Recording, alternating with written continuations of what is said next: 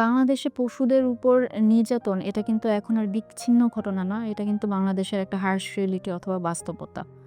কিছুদিন আগে আমরা দেখতে পেয়েছি যে বগুড়াতে আদমদীঘির ওখানে মাছ খাওয়ার অভিযোগে একটা বিড়ালকে গলা কেটে হত্যা করেছে এক মহিলা এবং তাকে কিন্তু অ্যারেস্টও করা হয়েছে।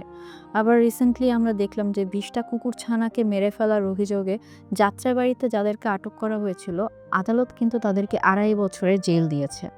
প্রাণী কল্যাণ আইন ২০১৯ এ কিন্তু বলা আছে যে আম পশুদের উপরে আপনি যদি কোনো ধরনের কোনো নির্যাতন করে থাকেন অথবা তাদেরকে বিষ প্রয়োগ করা কিংবা হত্যা করা অথবা হত্যার চেষ্টা করা কিংবা মালিকবিহীন যেসব কুকুর বিড়াল রাস্তায় আছে তাদেরকে যদি বিনা কারণে আপনি অপসারণ করেন তাহলে এগুলো সবই কিন্তু অপরাধ হিসেবে ধরা হবে। এই ক্ষেত্রে আপনার কিন্তু ৬ মাস থেকে ২ বছর পর্যন্ত জেল হতে পারে অথবা ৳১০,০০০ থেকে ৳৫০,০০০ পর্যন্ত জরিমানাও পেতে পারেন। এই আইনের একটা ছোট্ট দুর্বলতা অথবা সংকীর্ণতাই যদি আমি বলি সেটা হলো আ সাধারণ মানুষ যেমন আমি, আপনি আমরা যদি এ ধরনের কোনো ক্রুয়েল্টির প্রত্যক্ষদর্শী হয়েও থাকি তারপরেও কিন্তু আমরা ডাইরেক্ট গিয়ে এই আইনের অধীনে মামলা দায়ের করতে পারতেছি না। এটা যে প্রাণী সম্পদ অফিস আছে ওই অফিসের যে অথরিটি অথবা যে কর্তৃপক্ষ আছে তাদেরই মামলাটা দায়ের করতে হবে।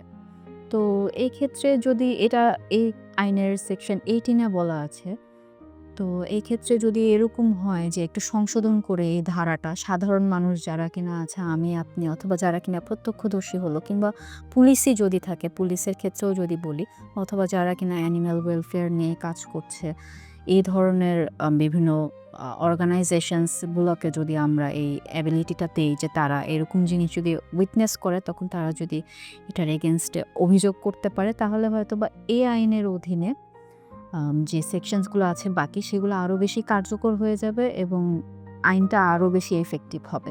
প্রাণীর পক্ষে কিন্তু মানুষকেই সাক্ষী দিতে হয়। কারণ তারা কিন্তু থানায় যেতে পারবে না, তারা কিন্তু মামলা দায়ের করতে পারবে না অথবা কোর্টেও দাঁড়াতে পারবে না।